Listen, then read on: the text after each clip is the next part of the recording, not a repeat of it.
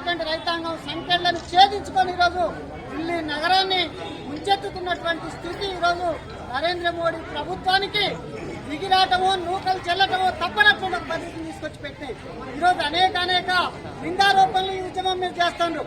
ముందు నాకంటే ముందు మాట్లాడిన మిత్రులు చెప్పినట్టుగా ముందు దీంట్లో ఖలిస్తాన్ తీవ్రవాదులు ఉన్నారని, లేకపోతే పాకిస్తాన్ ప్రేరేపిత తీవ్రవాదులు ఉన్నారని, ఇవాళ మావోయిస్టులు ఉన్నారా వెనకాలని చెప్పి చర్చలు జరుపుతున్నటువంటి చర్చల ప్రతినిధులుగా ఉన్నటువంటి నరేంద్ర తోమర్, పీయూష్ గోయల్ లాంటి మంత్రులే చెప్పడం సిగ్గుచేటైనటువంటి విషయం.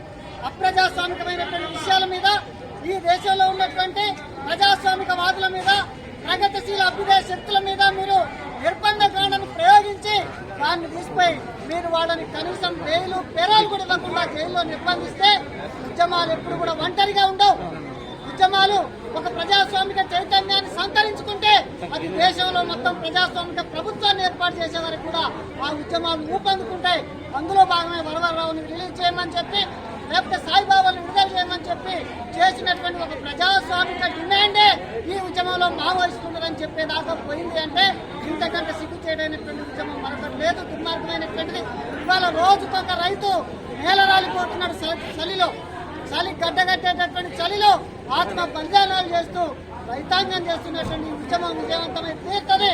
ఒంటరిగా లేరు ఢిల్లీ రైతాంగం, పంజాబ్ రైతాంగం, లేదు ఉత్తర భారతదేశ రైతాంగం, దేశంలో ఉన్నటువంటి రైతులు, వ్యవసాయ కూలీలు, మొత్తం ప్రజలందరూ కూడా తమ ఉద్యమంగా చేసుకుని ఈరోజు వస్తున్నటువంటి ప్రజాస్పందనను చూసి ప్రభుత్వం వెనక్కి తగ్గాలి.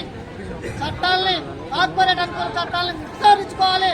లేకపోతే గతంలో అనేక మంది నియంతలు ప్రజా ఉద్యమాలను చులకన చేసినటువంటి వాళ్ళు, ఉక్కు పాదంతో అణిచినటువంటి వాళ్ళు దేశాలు పెట్టి పారిపోయిన రోజులు కూడా వచ్చినాయి.